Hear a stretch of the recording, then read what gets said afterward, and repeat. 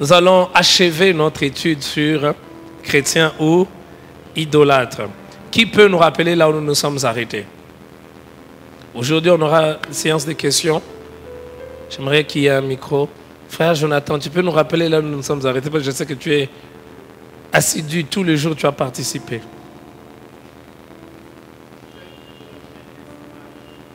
Quelques dangers des images. Et nous avons cité quel danger? Les images, quand on associe le culte du Dieu vivant aux images, cela pousse à beaucoup de confusion. On m'a posé cette question sur Internet, pasteur, mais que dites-vous des chérubins?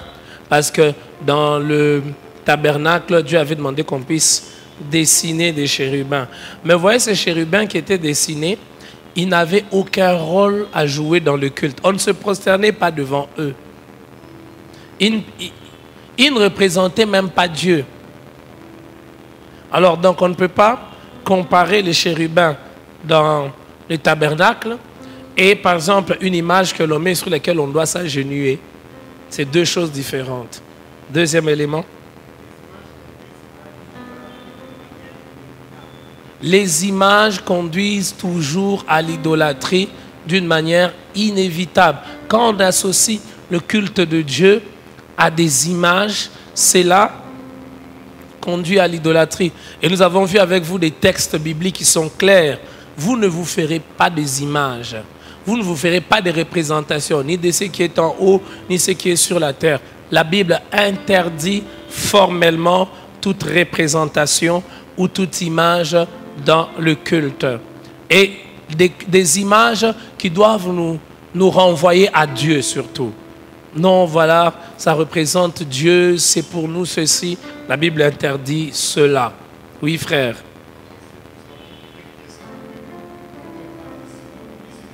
Quelques arguments que l'on donne par les idolâtres. Premier argument. Nous n'adorons pas l'image, mais nous la vénérons simplement. Nous avons un respect. Deuxième. Voilà, on donne l'image du serpent d'airain. Mais voilà, vous dites qu'on ne doit pas faire des statues. Mais les serpents d'airain en Égypte, c'était quoi? On n'adorait pas les serpents d'airain. On ne se prosternait pas devant les serpents d'airain. On levait simplement le regard vers le serpent d'airain. Deux choses différentes. Oui, troisième. L'arche de l'alliance. Mais pourquoi Dieu a demandé qu'on puisse faire l'arche de l'alliance? Voilà, si Dieu avait demandé qu'on fasse l'arche de l'alliance, donc nous pouvons aussi faire une statue, nous pouvons aussi faire une représentation. Mais nous voyons que les fils d'Élie, quand ils sont partis à la bataille et qu'ils ne craignaient pas Dieu, ils ont perdu, ils se sont dit, quand l'arche sera là, donc nous allons avoir la victoire. L'arche est venue, on les a même arraché l'arche. Preuve qu'au fait, Dieu n'est pas attaché à une structure, non. C'est vrai que pour la dispensation dans laquelle Moïse a vécu, Dieu a choisi d'habiter là, mais ce n'était pas ça qui faisait toute la présence de Dieu. Ouais. Voilà, les chérubins, j'ai répondu à la question de chérubins. Quoi? Oui. Nous nous sommes arrêtés mercredi passé au niveau où nous parlons de l'idolâtrie des serviteurs de Dieu. Frères et sœurs, nous vivons à une période où on a tendance à donner aux serviteurs de Dieu la place qui ne mérite qu'à Dieu et qu'à Dieu seul. C'est vrai que nous devons honorer les hommes de Dieu. Nous devons les respecter. Parce qu'ils sont des personnes que Dieu utilise pour nous bénir, pour nous nourrir. Mais nous ne devons pas leur accorder la place de Dieu. Faire des chants spéciaux pour eux. Avant que le pasteur ne passe pour prêcher. J'en parlais mercredi passé, on va mettre un cantique. On va citer autant de fois le nom du pasteur. On va se lever, on va crier. Et quand le pasteur passe, oui, voilà, l'homme de Dieu est passé. L'homme de feu, l'homme non. Le véritable serviteur de Dieu n'attire pas l'attention sur lui-même, il attire l'attention sur celui qui l'a appelé. Et nous devons, si nous sommes appelés en tant que serviteurs de Dieu, passer clairement le message à ceux vers qui Dieu nous a envoyés, que l'adoration, l'honneur ne doit revenir qu'à Dieu et qu'à Dieu seul. Quand on commence à vouloir nous attribuer ce qui ne revient qu'à Dieu et qu'à Dieu seul, nous devons avoir l'honnêteté d'arrêter. Vous savez, ça fait du bien quand on est pasteur qu'on dise « Ah, pasteur, quand tu n'étais pas là, ce n'était pas bien, on ne nous nourrissait pas bien, on ne mangeait pas bien. » Ça renforce un peu l'ego. L'ego du pasteur, il est fier. Vous voyez, quand je ne suis pas là, c'est comme si cette œuvre dépend de moi. Alors, ça nous fait du bien. En réalité, ce n'est pas bien. Quand on est serviteur de Dieu, c'est Dieu qui doit être glorifié. Nous ne sommes pas le centre de l'œuvre. C'est-à-dire, même si je ne suis pas là, l'église doit bien fonctionner. D'ailleurs, si quand je ne suis pas là, l'église ne fonctionne pas bien, c'est un signe que je n'ai pas bien fait mon travail. Toujours un signe que je n'ai pas bien fait mon travail. Si tu es pasteur, ça fait 10 ans, ça fait 20 ans. Et puis quand tu pars, il n'y a aucune personne qui peut prêcher mieux que toi ou comme toi. Ça veut dire que tu n'as pas fait ton travail. Tu as voulu être le centre de l'œuvre. La pensée de Dieu, c'est que nous puissions nous multiplier. C'est ça la pensée de Dieu. Nous devons nous multiplier. Alors, n'idolâtrons pas nos pasteurs. N'idolâtrons pas les hommes de Dieu. Ne les adorons pas. Sous n'importe quelle forme, il y a des choses qui ne doivent revenir qu'à Dieu et qu'à Dieu seul. Ce soir, nous allons continuer en parlant de l'idolâtrie ou les idoles modernes ou les idoles de notre temps. Quelles sont ces idoles de notre temps? Nous allons commencer par lire dans 1 Jean le chapitre 5. 1 Jean le chapitre 5, le verset 20 au verset 21. Combien j'ai aimé cette portion d'écriture. Jean dit ceci. 1 Jean 5, le verset 20 au verset 21.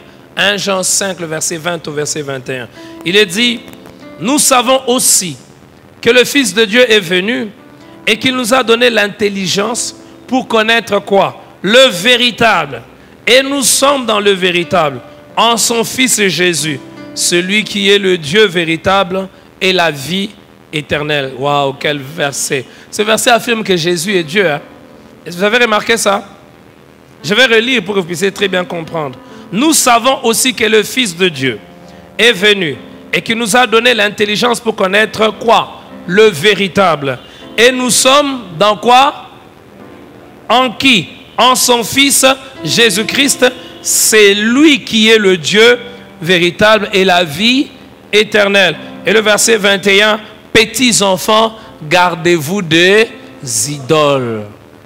Donc, cette réalité de l'idolâtrie n'est pas une réalité que pour l'époque de Moïse où les peuples qui les environnaient avaient plusieurs dieux.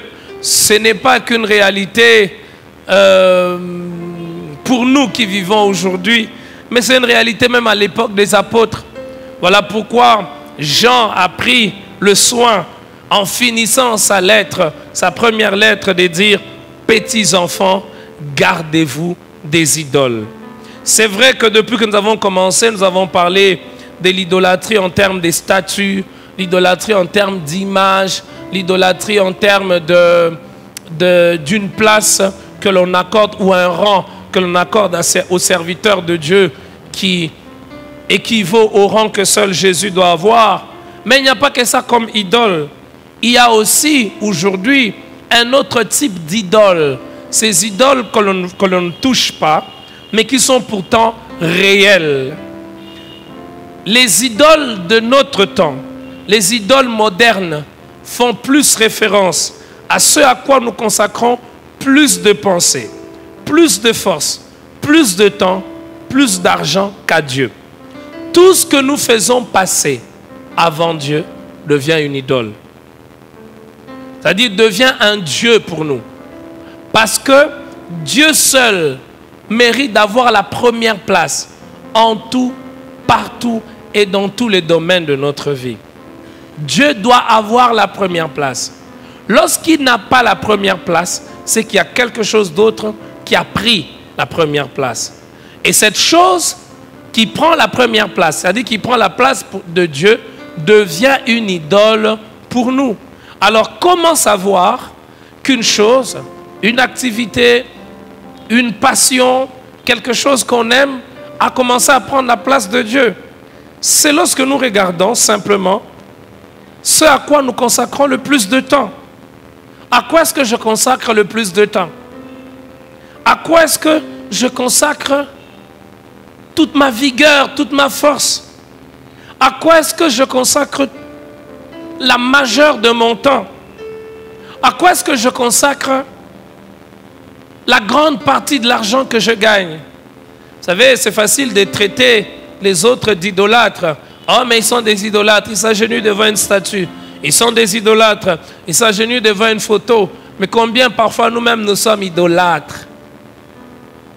Nous faisons passer autre chose avant Dieu. Frères et sœurs, si nous prenons le temps d'examiner nos actes sont révélateurs de ce qui passe en premier pour chacun de nous. Et j'aimerais que ce soir, alors que nous apportons une conclusion à cette série d'enseignements que nous avons eus, que cette parole de Jean puisse résonner dans nos cœurs. Gardez-vous des idoles. Que dis-je? Gardons-nous des idoles. Même ces idoles qui sont à l'intérieur de nous. Ces idoles qui se cachent dans notre cœur, dans nos pensées. C'est vrai qu'on ne s'agenouille pas devant une statue. On ne se prosterne pas devant une photo. On n'a pas d'image. Mais dans le cœur, n'y a-t-il pas quelque chose qui passe avant Dieu? À quel genre d'activité nous nous consacrons le plus? Je vais essayer de nous citer quelques idoles modernes. Et ces idoles qui se cachent souvent dans nos cœurs. Certains, je vais prendre du temps pour commenter. D'autres, je vais simplement les citer. On va commencer par des choses basiques. Le manger. Savez-vous que la nourriture peut devenir une idole dans votre cœur? On ne va pas l'avouer, hein?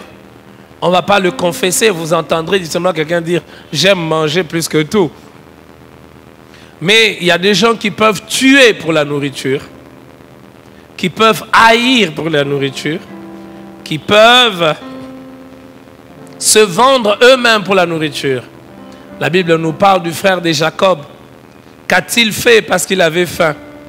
Il a vendu le droit d'aînesse. Il a méprisé ce qui avait de la valeur simplement pour combler un besoin qu'il a eu, qu'il a perçu, qu'il a ressenti pendant un temps. Il y a aussi aujourd'hui des Ésaü modernes qui vendent tout simplement pour le ventre. L'apôtre Paul parle de certains enseignants, certains docteurs, il dit ils ont pour Dieu leur ventre. Que de choses certaines personnes sont prêtes à faire simplement pour manger, pour la nourriture. Il peut mentir pour la nourriture. Il peut tuer quelqu'un pour la nourriture. Il peut même renier sa foi pour la nourriture. Quelqu'un a dit, si tu as très faim, et puis on te dit, renie d'abord Dieu, et puis je vais te donner la nourriture. Je vais d'abord renier Dieu, je vais manger. Après avoir mangé, je vais aller arranger avec Dieu. Il y a des gens qui sont prêts à faire ça. Leur ventre est devenu leur Dieu. Ils ne réfléchissent que par leur ventre. Que je mange d'abord. Que je mange d'abord. Que je mange d'abord. Que je mange d'abord. Que je mange d'abord. Une autre idole moderne aujourd'hui, c'est le divertissement. Le divertissement. Le divertissement est une idole très puissante aujourd'hui. Regardez combien de temps on passe à la télévision. Et regardez même combien nous sommes prêts à dépenser pour acheter la télévision. J'ai suivi quelqu'un qui disait, voilà, la télé n'est pas une mauvaise chose, et c'est vrai, ce n'est pas une mauvaise chose. Mais ça peut devenir une mauvaise chose par l'usage que nous en faisons. Combien, vous voyez, on va dépenser énormément de l'argent, mettre dans la télévision. On l'achète à cher, on doit payer les chaînes, et nous nous asseyons chaque soir de 18h à 23h, là, devant la télévision en train de la regarder. Elle ne nous paye même pas. Nous payons par contre. Et parfois, ce que nous suivons ne nous apporte rien. Quelqu'un va dire, mais je me divertis quand même. J'ai eu beaucoup de choses. J'ai beaucoup réfléchi, j'ai beaucoup pensé. Laissez-moi me détendre. Et il y en a qui arrivent, on peut passer toute une journée de 8h à 23h assis sur une chaise en train de regarder la télé. Toutes sortes de jeux. Les jeux sont devenus une idole. J'ai rien contre les sports, mais regardez combien de personnes remplissent les stades aujourd'hui. J'étais en train de suivre un documentaire parce que je cherchais à comprendre, mais comment les footballeurs sont riches? Comment ils ont des salaires aussi importants, des 22 millions, il y en a même de 30 millions par an. Ils ont des salaires énormes. Combien même? Il y en a même qui vont à combien? 130 millions. Mais vous savez quoi? Il y a la publicité dans les stades, il y a les billets, il y a le droit de retransmission de matchs. Et les gens peuvent se tuer pour les sports, pour toutes sortes de divertissements. Vous verrez déjà même se battre, s'insulter même sur Internet. Déjà même devenir des ennemis.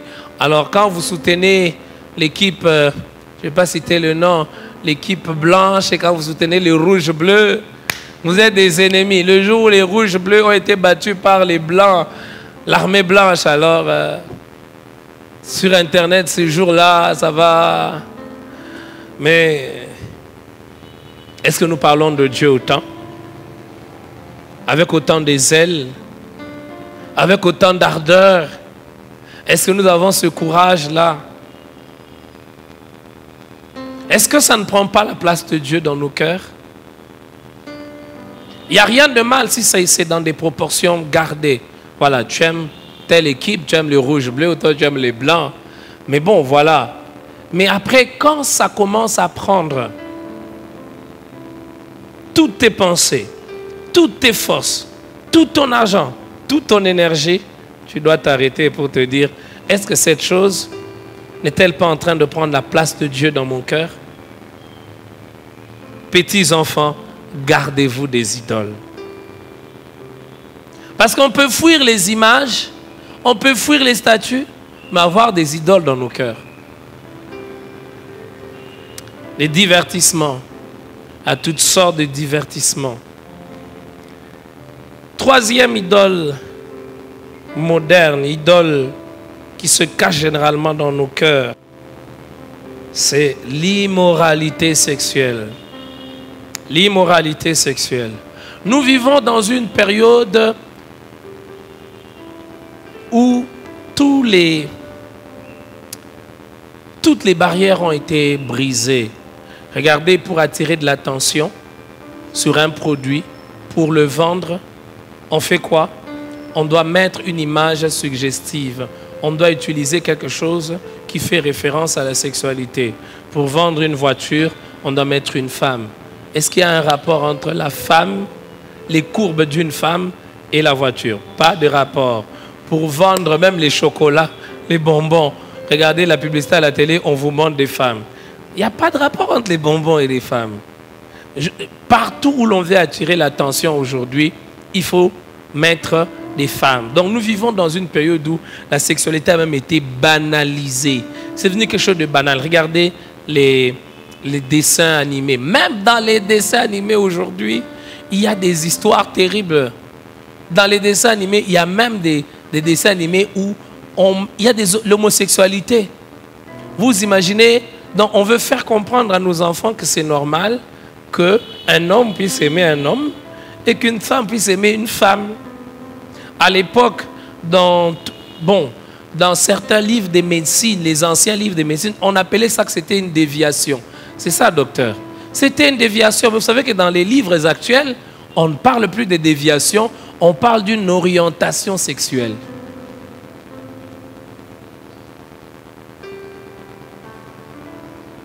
Alors, le sexe est devenu le Dieu de notre époque. On fait tourner tout autour de la sexualité.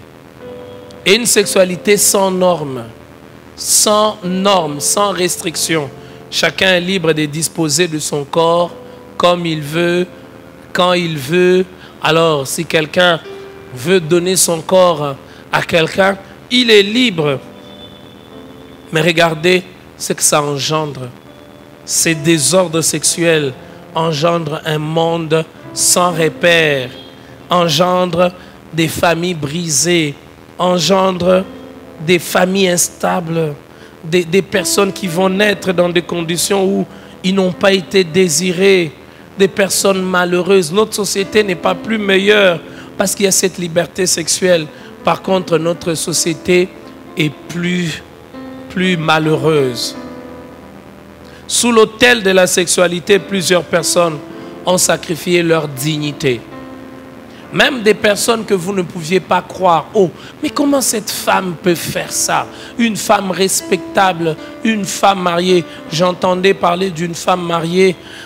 Elle va dans une entreprise, tellement elle avait de difficultés, elle va dire à son chef, j'ai un problème. Et le chef dit, oh, comment toi tu peux réfléchir comme un petit enfant? Tu sais ce que tu dois faire. Si tu fais ce que tu dois faire, ça va marcher. Une femme qui avait déjà des enfants, une histoire vraie, elle va aller demander à son mari. Ah, mais regarde ce que le chef me demande. Le mari va refuser. La femme va faire la pression.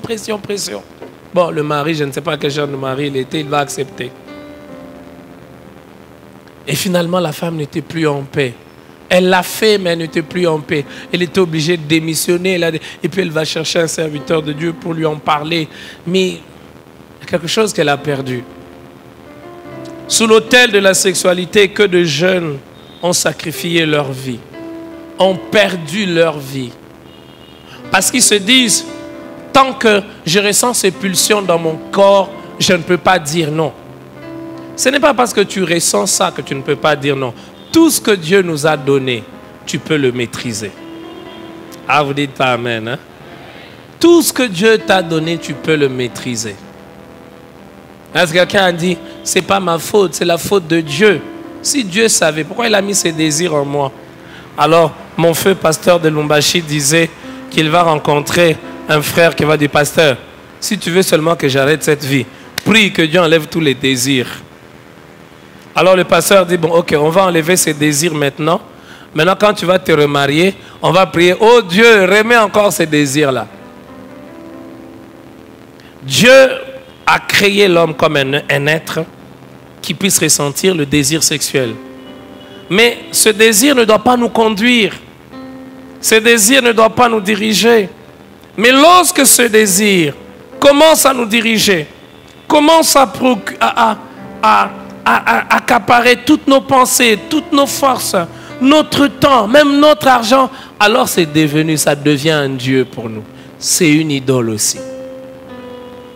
Nous ne devons pas être des chrétiens qui prient, qui parlent en langue, mais dans le cœur, il y a cette idole. C'est comme ça que vous verrez certaines personnes, ils prient à l'église, mais ils ne peuvent pas dire non. Je connais une sœur qui m'a dit, pasteur, moi j'ai un défaut, je ne sais pas dire non. Alors, ma soeur, comment tu te trouves avec 4, 5, 6 fiancés? Pasteur, je ne sais pas dire non. C'est pas dire non. Et maintenant, comment tu fais pour avoir une conscience tranquille? Tu parles avec celui-ci, tu parles avec l'autre. Moi, je ne sais pas quoi faire. Sous l'autel du Dieu de la sexualité, que de familles ont été détruites. Que de personnes n'ont pas une conscience pure devant Dieu. Une conscience pure. Je vous dis, aujourd'hui, l'un des grands problèmes dans nos églises, c'est la conscience pure. Avons-nous une conscience pure encore? Quatrième idole moderne, qui ne se représente pas par une statue, qui n'est pas une image, c'est l'argent. L'argent. Une idole très dangereuse. L'argent en soi n'est pas une mauvaise chose. Nulle part dans la Bible vous lirez que l'argent est une mauvaise chose. La Bible dit l'amour de l'argent est la racine de tous les maux. L'amour de l'argent. L'argent en fait est neutre. L'argent c'est comme de l'eau.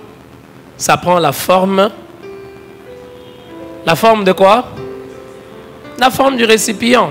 Est-ce que quand vous voyez un billet de banque, est-ce que ce billet, sur ce billet, il est écrit mensonge, vol, prostitution? Non. Ce que cet argent peut produire dépend des mains dans lesquelles elle se retrouve. Vous avez compris? L'argent en soi, c'est comme de l'eau. L'eau, si tu mets un colorant vert, elle devient verte. L'eau va devenir verte. Si tu mets un colorant jaune, l'eau va devenir jaune. Si tu le mets dans un vase qui a la forme rectangulaire, l'eau va prendre la forme rectangulaire. Tu mets l'eau dans un bocal carré, ça va devenir carré. L'argent n'est pas une mauvaise chose, mais l'argent peut devenir une idole pour nous. Et pour plusieurs personnes, l'argent est devenu une idole. Là, je vais prendre quelques minutes pour parler, parce que c'est important. Plusieurs personnes font face à ce problème. Comment savoir que l'argent commence à devenir une idole pour moi? Je vais nous le dire en 4 points.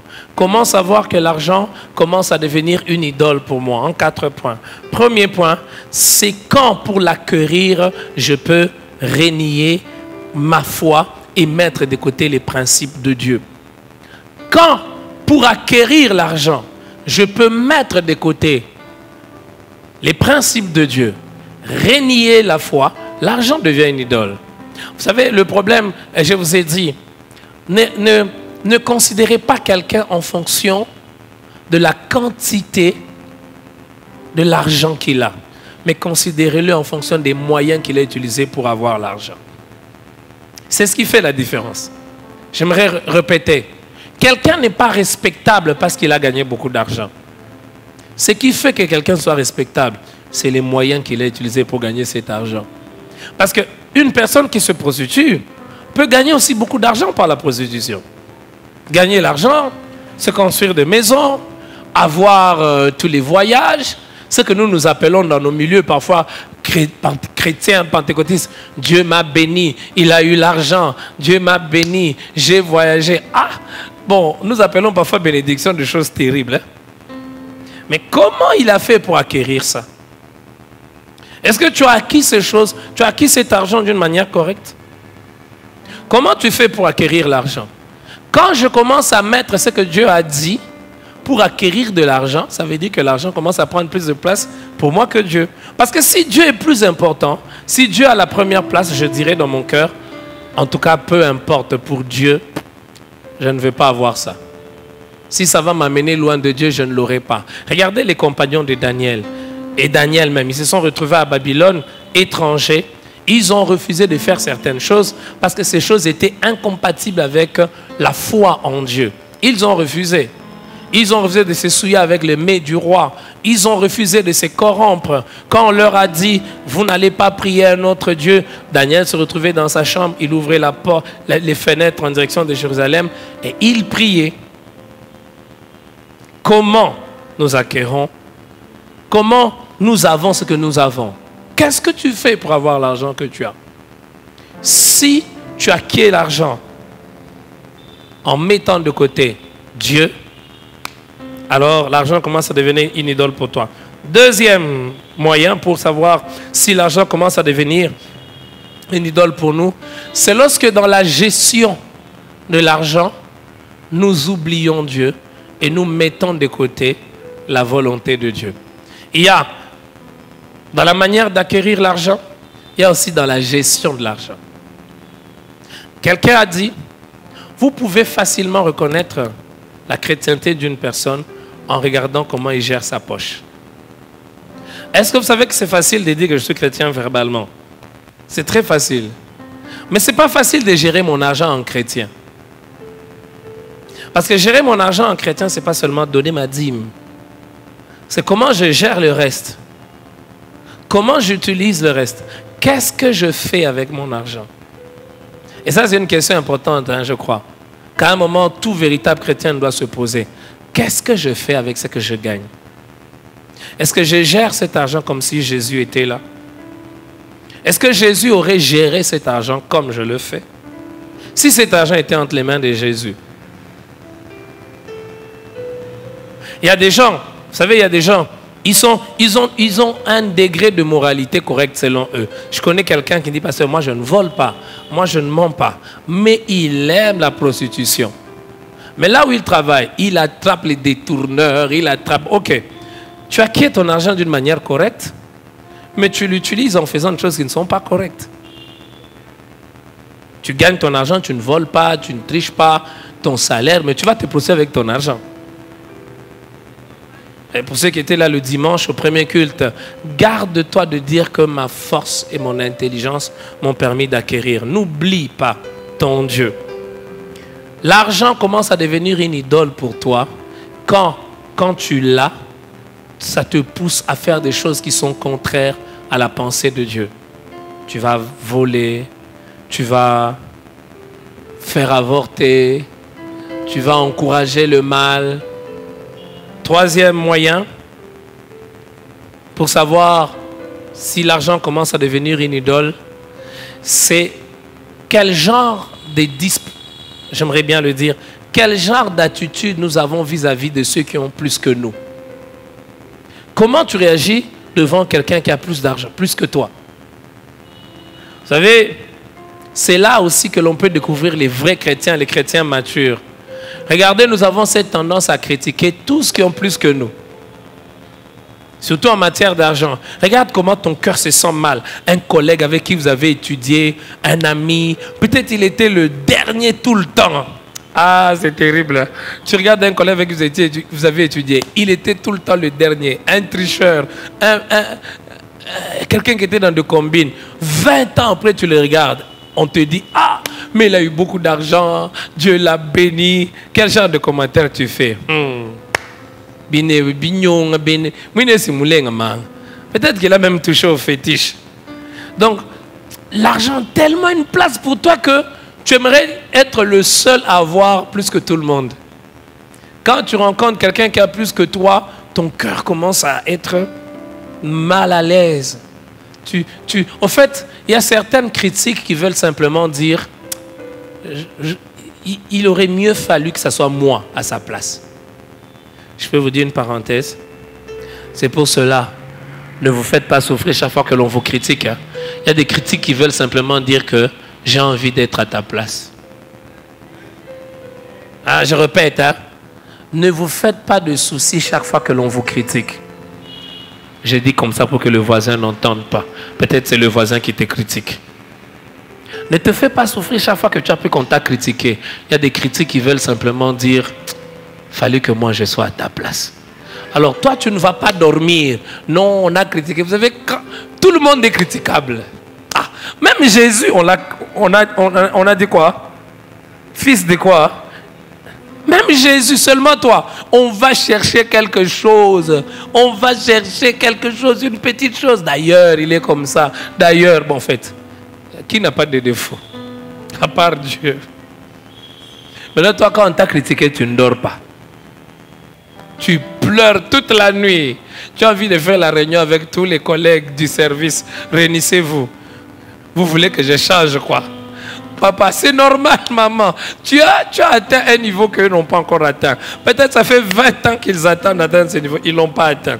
Tu veux qu'ils t'expliquent quoi? Qu'ils te disent la vérité que nous cherchons à avoir ta place. Ils ne vont pas te dire ça. Mais parfois, c'est nous-mêmes qui critiquons. Hein? Quand tu vois quelqu'un qui a déjà ce que toi, tu n'as pas encore eu. Ah, c'est pour cela en tant que... Je vais ouvrir une parenthèse. En tant que serviteur de Dieu. J'ai appris, hein, j'ai appris. Ça fait 10 ans que je suis pasteur, j'ai appris à ne pas critiquer ceux qui sont là où moi je ne suis pas encore arrivé. Parce qu'il y a des choses qu'ils vivent que je n'ai pas encore vécues et que je ne comprends pas. Mais vous savez, quand on est jeune serviteur comme moi, là, regarde, les vieux, oh, ils ont perdu l'onction. Nous avons l'onction. Non, ils ont compris ce que c'est que la véritable onction. Toi, tu n'as pas encore compris. Tu les critiques. Ah, les vieux, il n'y a pas de miracle dans leur ministère. Nous avons les miracles. Ils ont compris que au-delà de miracles, il faut enseigner. Je crois dans les miracles. Et dans cette église, nous vivons des miracles. Mais je sais plus que tout qu'il faut que les deux marchent ensemble. Et les miracles et l'enseignement. Parce que lorsque l'un manque, ça crée un déséquilibre. Lorsqu'il y a des miracles, il n'y a pas d'enseignement, ça crée des fanatiques. Ils seront fanatiques de qui? Ils seront fanatiques de celui par qui les miracles s'opèrent. Mais lorsqu'il y a l'enseignement aussi, sans le miracle, ça crée des philosophes. L'église n'est pas une école de philosophie. L'église est un lieu où l'on vit la puissance et la grandeur du Dieu.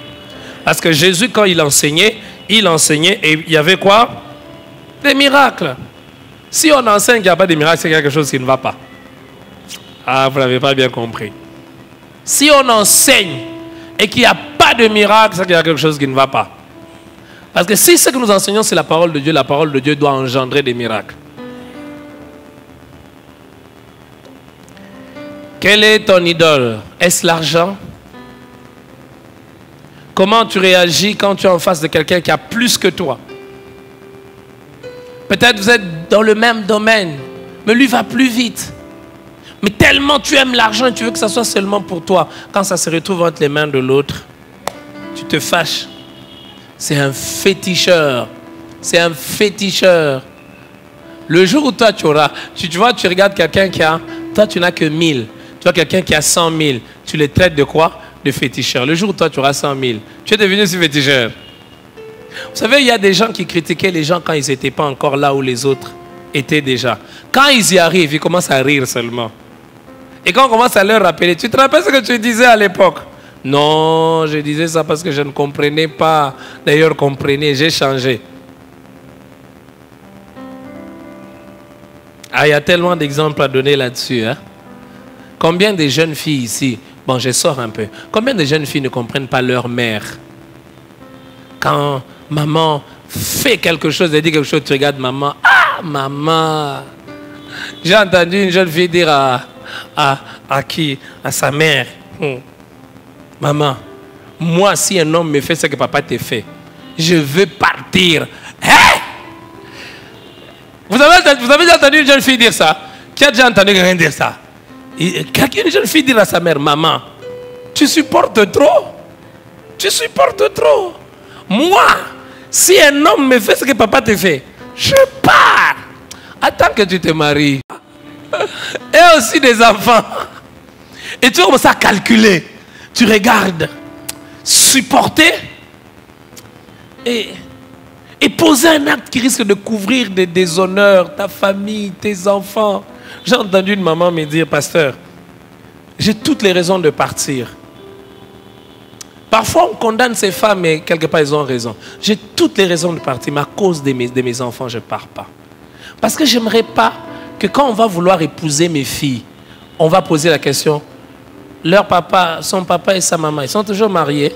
Non, ils ont déjà divorcé. Et la belle famille commence à dire, si sa maman avait quitté le mariage, c'est qu'elle aussi, elle peut. Ils ne vont pas rentrer pour examiner. Quelles sont les raisons? Ils vont seulement dire non. Si elle a vu sa maman partir, c'est qu'elle aussi, elle peut facilement. Alors, toi, tu n'es pas encore arrivé à ce stade-là.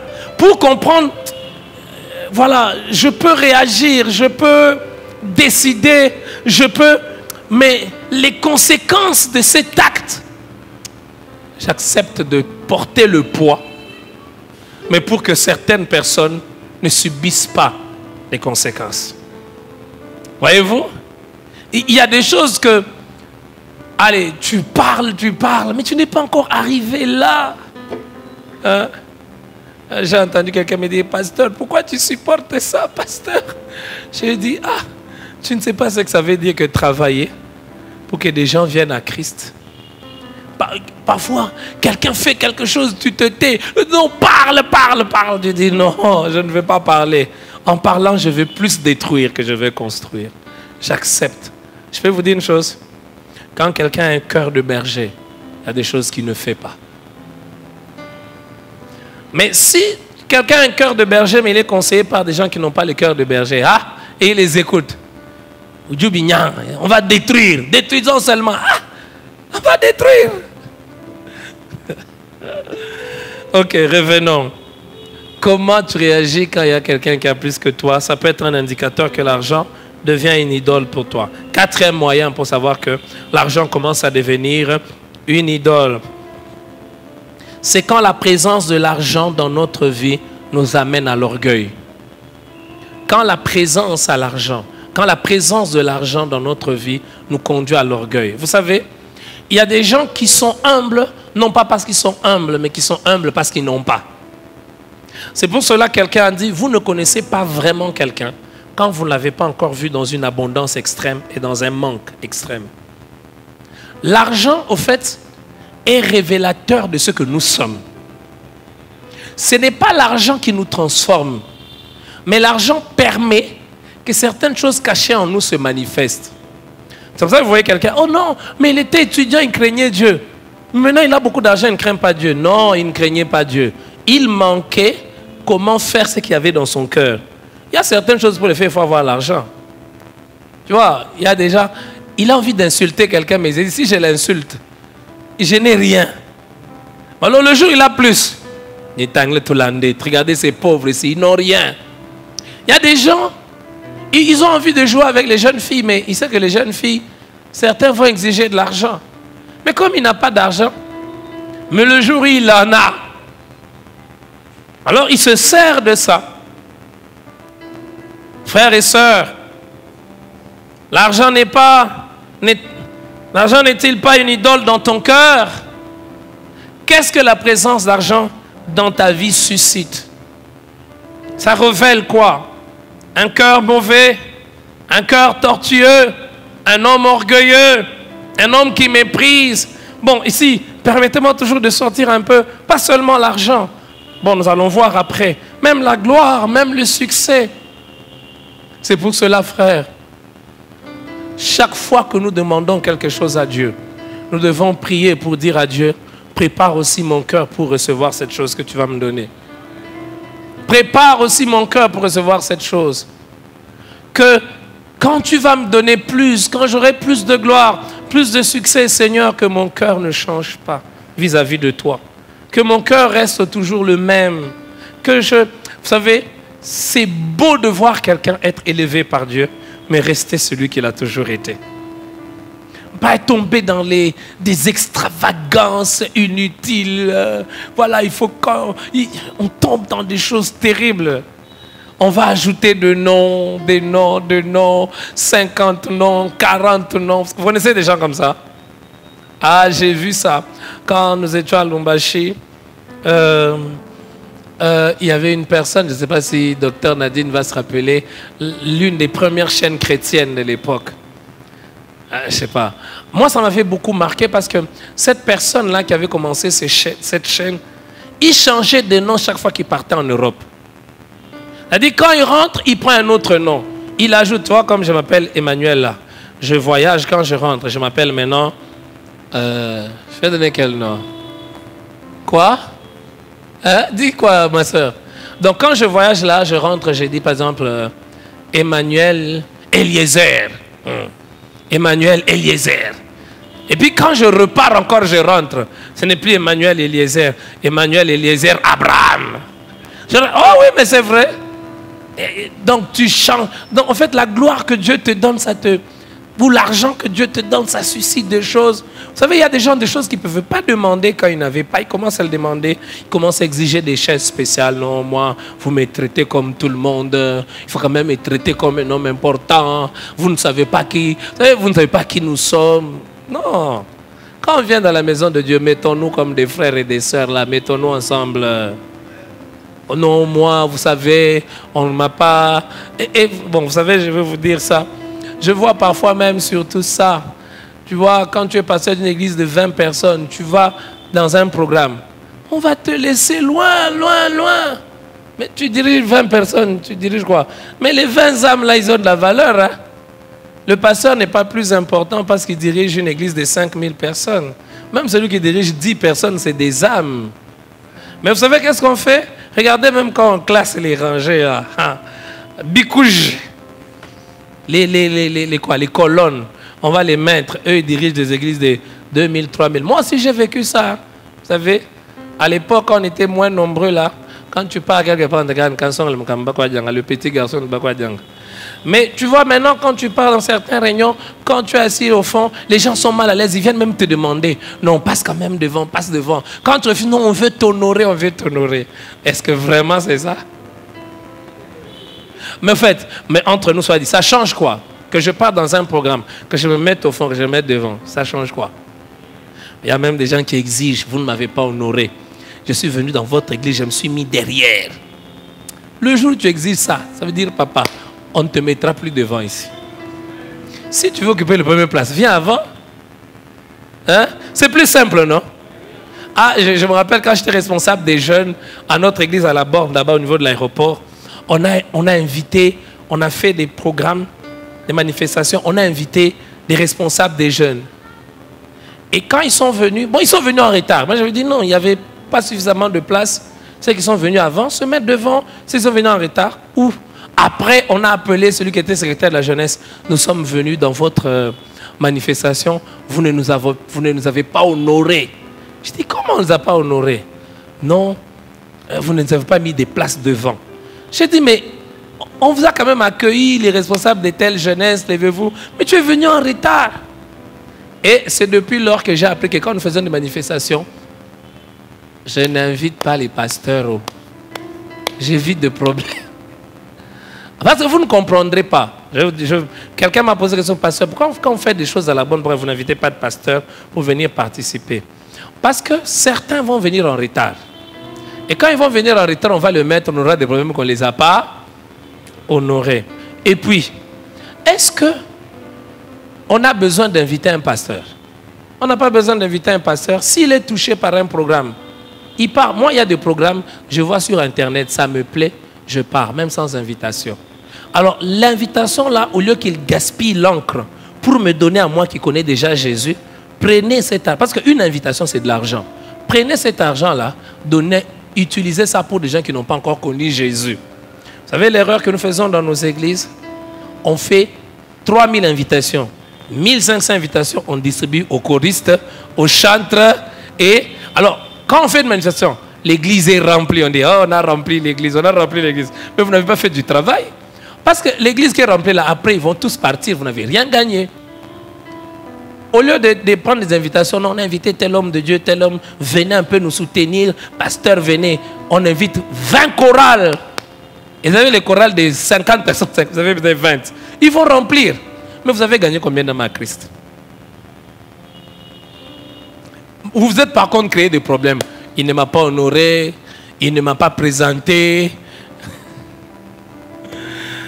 Alléluia. Cinquième idole moderne. Alors, c'est un peu comme l'argent. Sur ce 5e point, je vais encore prendre du temps pour expliquer. C'est le succès, la gloire, la renommée. J'ai classé ensemble. Le succès, la gloire et la renommée. Frères et sœurs, le succès est devenu un dieu pour plusieurs. Ils sont prêts à tout pour avoir du succès. Et aujourd'hui, à l'ère dans laquelle nous vivons, l'ère du numérique, l'ère des vues, combien de gens sont prêts à faire des choses sur TikTok pour avoir des vues? C'est un adulte. Mais il faut qu'il fasse ça pour qu'il ait de vues. Et vous savez, aujourd'hui, il faut faire des bêtises pour être célèbre. Le bien n'est plus célébré. Soit, regarde, mets un verset biblique. Attends combien de gens vont partager sur Internet. Mais insulte quelqu'un. Les gens, ils vont partager. Hein. Ils vont partager. Même nous, même chrétiens. On va partager. Alors, les Kinois, ils disent, il faut ça la combo. J'ai rencontré quelqu'un qui m'a dit, il faut ça la combo. Et en fait, son problème, c'est quoi? na sala combo. Quand il arrive à un endroit, il tourne les yeux. Qui me connaît ici? Qui me connaît? Dès qu'il entend ce mec qui dit, ah, Dieu Langa, na yebani, hein? Na yebani. Vous n'avez jamais été avec quelqu'un comme ça? Il marche, il marche. Na sala combo. Et regardez, bon. Parfois, je suis des émissions et je dis à mon épouse, regarde les mentalités. Regarde les mentalités que nous avons. Quelqu'un va dire, Bisoto, sala biloko na mboko yo. Vous avez déjà entendu les gens dire ça? Mais eloko sala na mboko eza nini? Teto sala biloko. Alors on est prêt à faire des choses terribles pour le succès, pour la gloire, pour la renommée. N'avons-nous pas connu des gens qui ont fait des histoires? 10 ans c'est beaucoup. Vous connaissez l'histoire là? 10 ans c'est beaucoup, 5 ans c'est beaucoup. Ils vont vendre leur âme, vendre leur vie pour régner pendant 5 ans. Vous avez connu ici à Mboujma des gens qui ont fait ça, hein? Qui connaît des gens qui ont fait ça ici? Ah oui, 10 ans c'est beaucoup, 5 ans c'est beaucoup. Alors on va sacrifier sa vie, on va toucher à des histoires bizarres. Et le but c'est quoi? Quand je vais mourir, qu'on puisse m'enterrer avec honneur. Alors quand il sent qu'il doit mourir, il va à Kinshasa, il meurt à Kinshasa et puis on amène son corps, on fait un long cortège. Mon ami, quand tu es déjà mort, tout ça c'est... Combien de gens ont vendu leur âme pour les succès? Combien? Combien des hommes, combien même nous avons vendu notre appel pour le succès? J'entendais parler de quelqu'un qui s'est retrouvé sollicité par des personnes qui prêchent l'évangile, qui craignent Dieu. Alors une dame va l'appeler et va lui dire, regarde, je te donne ceci, je veux te donner de l'argent, je veux te soutenir. Et quand je veux te soutenir, il le soutient, il lui donne l'argent et puis après, il dit, viens adhérer dans notre secte. Et c'est une histoire vraie. Cette semaine, parce que c'est une personne qui m'a appelé, un frère, après avoir suivi les extraits des vidéos sur Internet, il m'appelle de la Côte d'Ivoire, un serviteur de Dieu. Il dit, pasteur, prie avec moi. J'ai travaillé dans une communauté avec une dame qui a beaucoup d'argent, qui m'a donné beaucoup d'argent, qui m'a installé, elle m'a fait quitter l'intérieur, elle m'a amené à Abidjan. Et j'ai travaillé avec elle 10 ans, mais c'était à distance. Finalement, comme j'ai implanté beaucoup d'églises, elle va demander que je vienne à Abidjan. Et là, elle va me meubler tout. Et elle va me demander de participer à une réunion. Quand je vais dans cette réunion, tout le monde était en robe rouge. Elle dit, tu dois aussi t'habiller comme ça.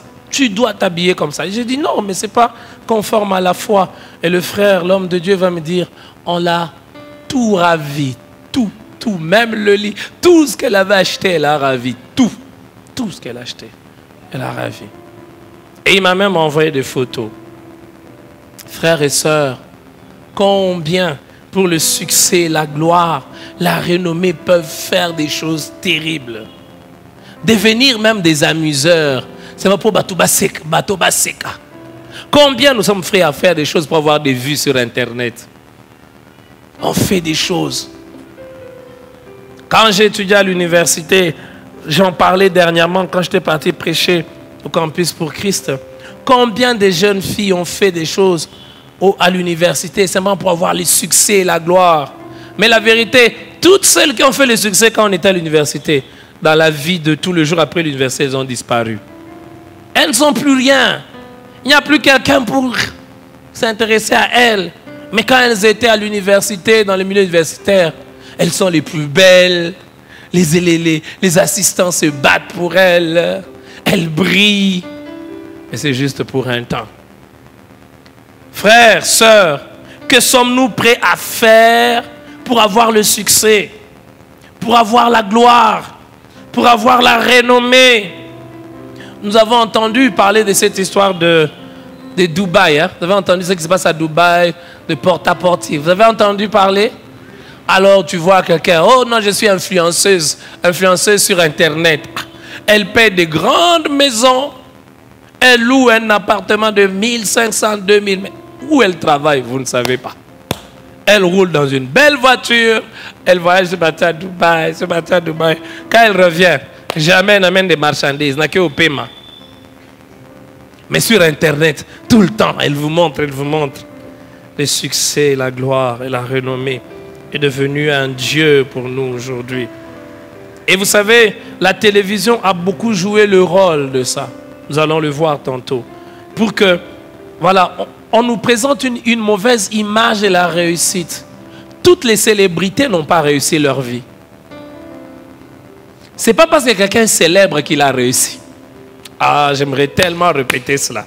Tellement répéter cela que nous puissions retenir. Même pour moi-même, être célèbre n'est pas synonyme de réussite.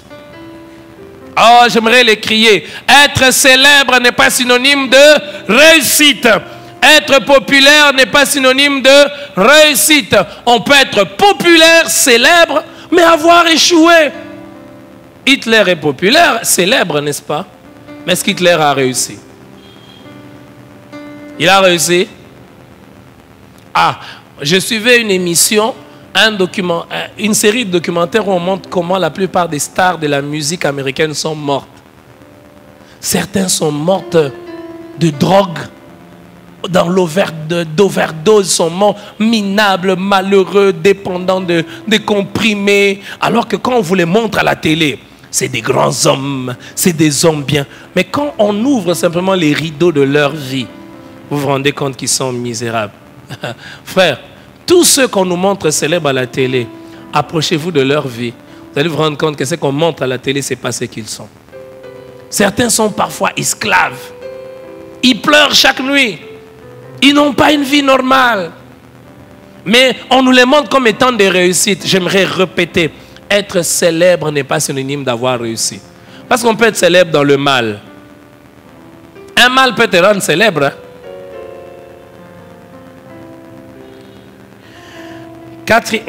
Sixième Dieu, hein? Sixième idole. Ou sixième chose qui peut devenir une idole, c'est la musique. Aïe, aïe, aïe, aïe, aïe, la musique. La musique. La musique est une bonne chose, mais la musique peut devenir un dieu. La musique est un dieu pour certaines personnes. La musique nous accompagne dans notre vie de tous les jours. Tout le jour. Dans la musique, on peut exprimer tout ce que nous ressentons, la joie, la tristesse, l'amertume. Mais la musique peut devenir un Dieu pour nous. On adore la musique. La musique prend la place de Dieu. Comment? Quand nous ne vérifions plus ce que la musique véhicule, peu importe ce que la musique véhicule, l'essentiel c'est que ce soit de la musique. J'aime la musique, j'écoute. Même quand cette musique véhicule un message contraire à la foi chrétienne, je vais l'écouter. Je sais que là, il y a encore beaucoup de frères qui ont des problèmes avec la musique. Beaucoup de frères, beaucoup de sœurs.